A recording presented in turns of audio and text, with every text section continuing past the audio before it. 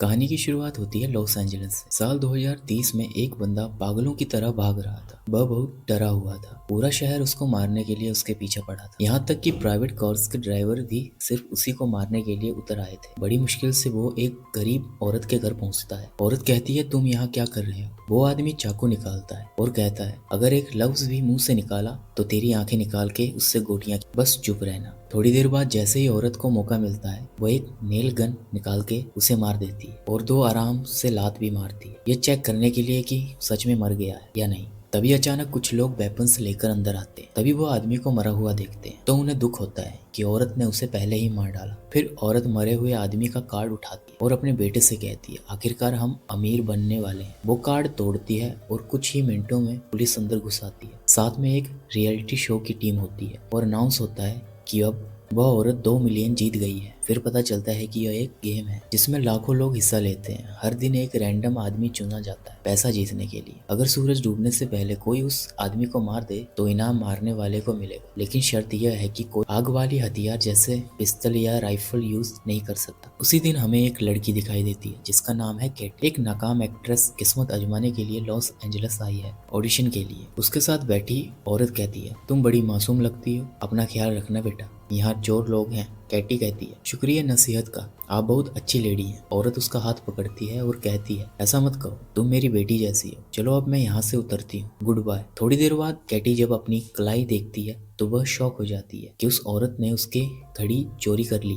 कहती है वो औरत चोर है। वह अपने ऑनलाइन बुक किए हुए कमरे पहुंचती है। कमरे को देखकर वो परेशान हो जाती है क्योंकि जो कमरा मोबाइल पर उसने देखा था वो तो बिल्कुल अलग निकला। कमरे की मालकिन कहती है, हम अलग अलग फोटोज का इस्तेमाल करते हैं ताकि ग्राहक को फंसा सके। जैसे ही कैटी बेड पर बैठती है तो बेड नीचे गिर जाता है, लेकिन वो मजबूर थी क्योंकि इस कमरे का किराया सस्ता था। उसके बाद एला का मंगेतर आता है और एला से कहता है, देखा कल का इवेंट, कल लॉटरी का इनाम होगा 600 मिलियन। ये सुनकर कैटी हैरान हो जाती है कि यह कैसा मुकाबला है। उसके बाद वह कहती है, मेरा दिमाग मत खाओ, कमरे की चाबी दो, मुझे सोना है। वो लोग चाबी देते हैं और कैटी जाकर सो जाती है। अगले दिन सुबह कैटी उठती है तो चेहरे पर पानी टपक रहा होता है। तब वह छत की तरफ देखती है तो पता चलता है कि ऊपर वाले पड़ोसी का वॉशरूम है और जिन कपड़ों में ऑडिशन देना था वो भी खराब हो गए। वो एला को कॉल करती है, ये क्या बकवास है, उठती हूँ तो लोग मेरे ऊपर पेशाब कर रहे होते हैं, कपड़े भी खराब हो गए। एला कहती है, परेशान मत हो, मेरे कपड़े पहन लो। कमरे में एक अलमारी रखी है। कैटी सच में वही करती है और ऑडिशन के लिए निकल जाती है। अब सिर्फ आधा घंटा रहा है ऑडिशन के लिए। जैसे ही वो ऑडिशन वाली जगह पे एंटर होती है, वो देखती है कि वहाँ और भी लड़कियां ऑडिशन देने आई हैं। वो अंदर चली जाती है, ऑन सीन परफॉर्म करती है। डायरेक्टर उसे देखकर कहता है, जबरदस्त, मगर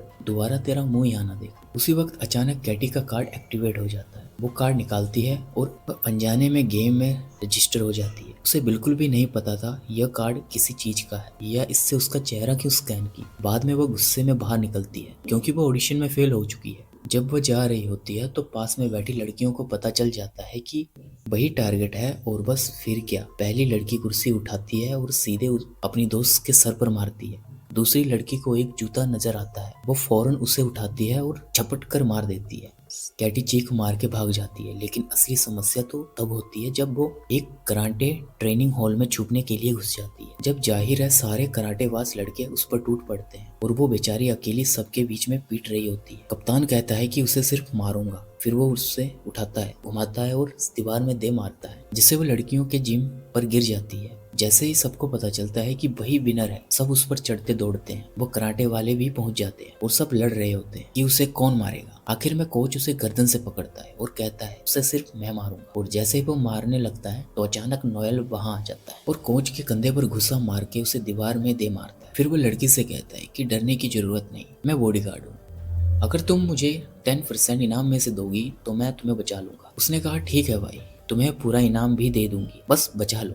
नोबेल उसे अपने कमर से बेल्ट के जरिए बांध लेता है ताकि उसे बचा सके। फिर वह सारे दुश्मनों को मार गिराता है। तब एक कमजोर सा लड़का आता है। नोबेल उसे कहता है कि देख, अगर मैंने तुझे मारा तो मुझे भी तरस आ जाए। 3 तक गिनती करता हूँ, अगर नहीं भागा तो तू गया। वह लड़का तुरंत बोला, अरे सर, सलाम है आपको, और भाग जाता है। फिर वो दोनों बिल्डिंग से निकलते हैं और पता चलता है कि हर 15 मिनट बाद एक ड्रोन उसे ट्रैक कर रहा है ताकि बाकी प्लेयर्स को उसका लोकेशन मिलता रहे। उन्हें एक गाड़ी मिलती है, वह उसे लेकर वहां से फरार हो जाते हैं। लड़की नोएल से कहती है, यह कैसी गेम है जिसमें लोग मुझे मारने के पीछे पड़े। मुझे इस गेम से निकलना है, कोई ना कोई हल तो निकालो। नोएल कहता है, हल सिर्फ एक है, तुम्हें शहर के लोगों से बचाना होगा। अगर तुम निकलोगी तो मैं भी अपने 10% से हाथ धो बैठूंगा। लेकिन फिर उसे शक होता है कि नोएल शायद उसे मार दे और खुद इनाम ले ले। पूरा शहर उसके पीछे होता है। वो दोनों सेफ्टी हेलमेट पहन लेते हैं। तभी अचानक गाड़ी में एक लड़की घुस जाती है। वो चाकू निकालती है और उसे मारने की कोशिश करती है। नोएल उसे कहता है, तुम गाड़ी चलाओ, मैं इसे देखता हूँ। फिर लड़की के सर को कुछ जोर से पकड़ता है। नोएल उसे एक जोरदार लात मार के गाड़ी के बाहर फेंक देता है, लेकिन आगे चलकर गाड़ी खराब हो जाती है और लड़की नीचे उतरते ही और भागने लगती है। नोएल उसे पकड़ लेता है। वो कहती है,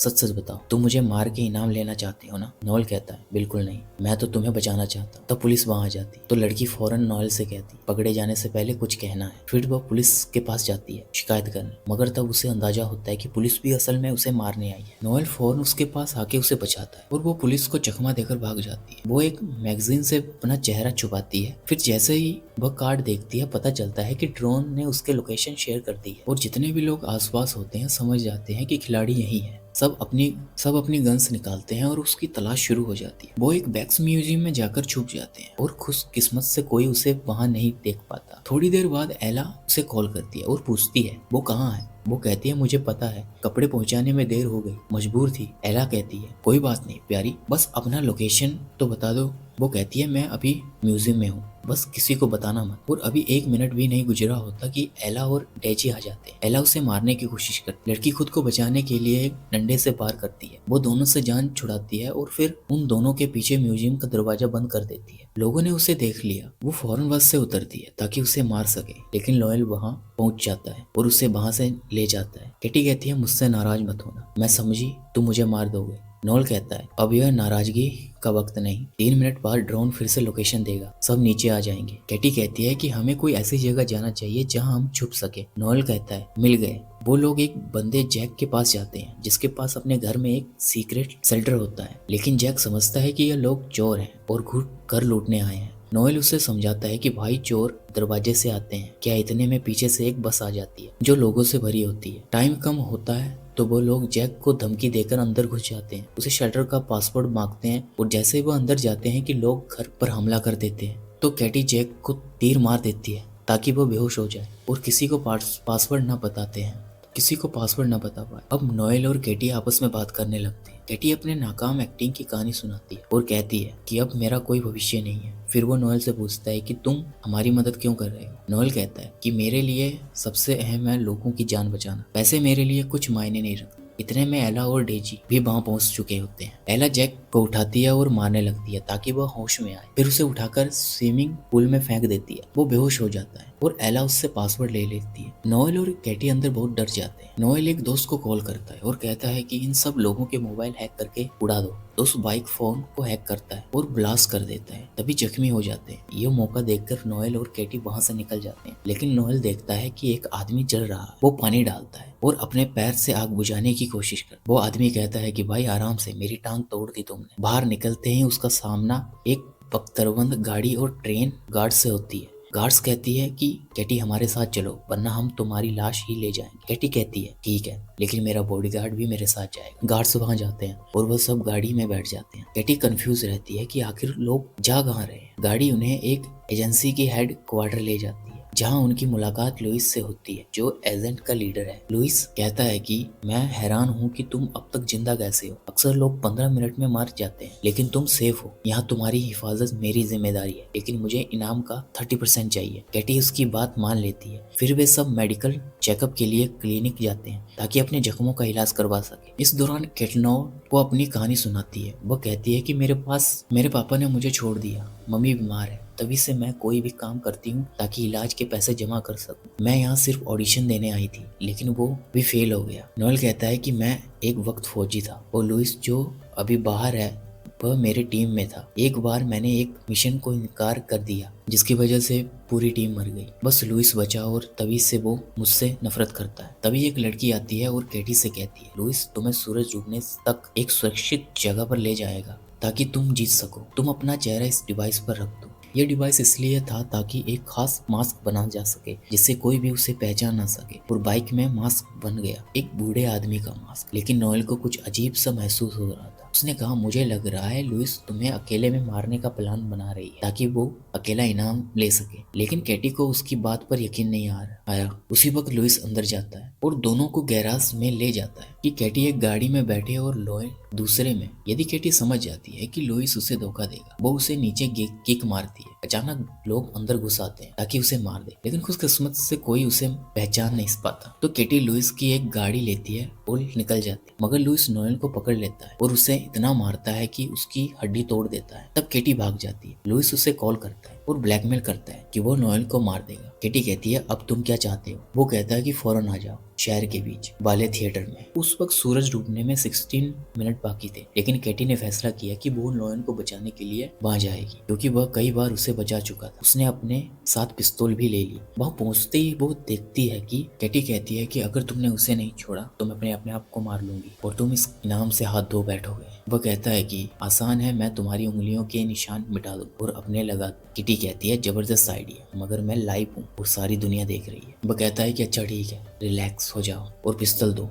किटी कहती है, ठीक है, मगर पहले नोवेल को छोड़ दो और जाने दो। और जैसे ही वह खुद को मारने लगी, वह कहता है कि रुक जाओ, मैं उसे छोड़ रहा हूँ, ये लो चाबी। और फिर कहता है कि अब आराम से मुझे पिस्तौल दो। किटी कहती है, ये लो पिस्तौल, मगर अचानक उसे एक जोरदार किक मार लेती है। लेकिन लोग अंदर घुस आते हैं और नोएल को बचाने से पहले किटी को घेर लेते हैं। नोएल खुद को आजाद कर लेता है और लोइस से लड़ने लगता है ताकि वह किटी को मार ना सके। अब सूरज डूबने में 4 मिनट बाकी रह गए। इसी वक्त एक और ग्रुप अंदर आ जाता है और किटी खुद को बड़ी मुश्किल में पाती है। वह थिएटर से भागती है ताकि कहीं सुरक्षित हो सके, लेकिन लोग पीछे पड़ जाते हैं। लोइस को जोरदार मुक्का पड़ता है। फिर वह थिएटर के सेट तोड़ता है ताकि कोई किटी के पीछे ना आ सके, मगर लोइस के आदमी मानव सीढ़ी बनाकर उसके पीछे आ जाते हैं। लोइस इस तरह पहुंच जाता है और उसका गला दबा देता है। कहता है, तुम्हारी मौत मेरे हाथों होगी। मगर किटी फिसल जाती है और एक लोहे की रोड से लटक जाती है और किटी ने लोइस की जेब में से मौजूद ग्रेनेड्स की पिन अपनी चाबी से निकाल ली। वह नीचे गिरती है और ग्रेनेड्स फट जाता है। लोइस मर जाता है और मुकाबले का समय खत्म हो जाता है। जब वह हवा में लटकी होती है, लोग उसे बचा लेते हैं क्योंकि वह इनाम जीत चुकी होती है। इसके बाद जॉनी आता है और उसे इनाम देता है। खुश नसीब लड़की ने इतिहास की सबसे बड़ी रकम जीत ली। दिन गुजरते हैं और वह बड़ी बड़ी कंपनियां खोलती, गरीबों की मदद करती है और सबसे खूबसूरत बातें करती है। उसने नोएल से शादी कर ली और उसके साथ खुशहाल जिंदगी बिताने लगी। बाय।